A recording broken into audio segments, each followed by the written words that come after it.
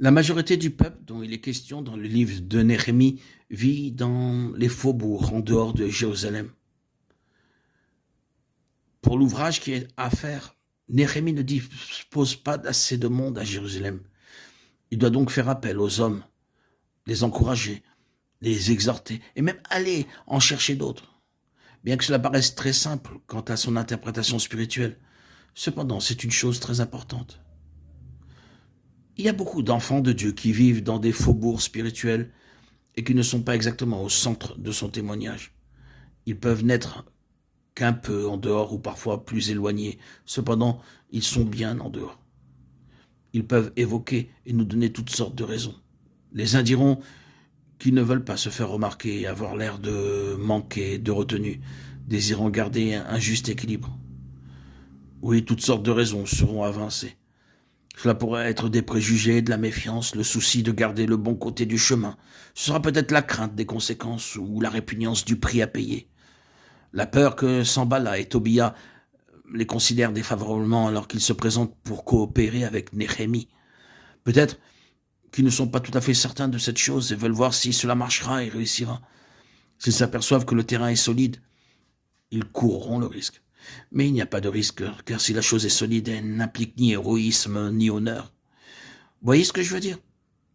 Lorsque le Seigneur fait une chose nouvelle, cherchant à établir son témoignage, cela procédera entièrement de lui et du ciel. Ce sera la démonstration que dans cette chose, l'homme charnel, l'homme naturel, n'a pas de place.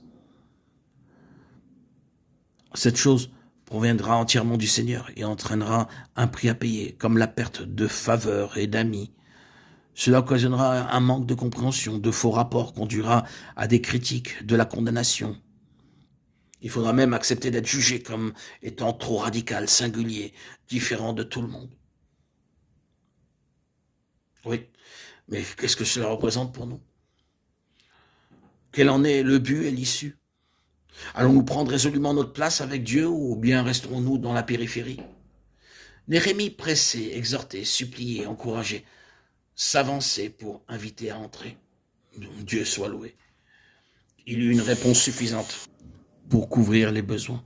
Nous devons décider dans notre propre cœur si nous sommes à l'extérieur des choses, dans la périphérie, à l'extrémité, ou bien si nous sommes vraiment au centre des intérêts de Dieu et acceptons les conséquences d'une telle position. Et alors, nous n'avons plus qu'à avancer résolument. Quelques-uns d'entre nous ont été appelés à faire cela. Nous avions perçu ce que cela impliquerait, ce que cela coûterait, et discerné dans une large mesure le résultat pratique et souhaitable qu'entraînerait notre engagement dans les voies de Dieu. Oui, mais est-ce bien là la voie du Seigneur?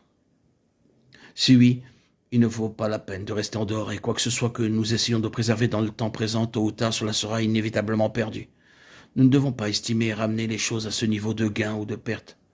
Car la question consiste à savoir pourquoi sommes-nous là? Pour le Seigneur ou pour nous-mêmes? Et qu'est-ce que le Seigneur demande? Ensuite, nous devons savoir que le coût pourra être important et impliquer beaucoup de choses. Cela pourra signifier la perte de communion dans nos relations, la perte de faveur, car une telle prise de position provoquera sans aucun doute l'animosité de l'ennemi. Que pouvons-nous y faire? Il nous faut résolument avancer avec Dieu. Sommes-nous tous d'accord sur ce point? Ces choses doivent rendre nos cœurs très sensibles.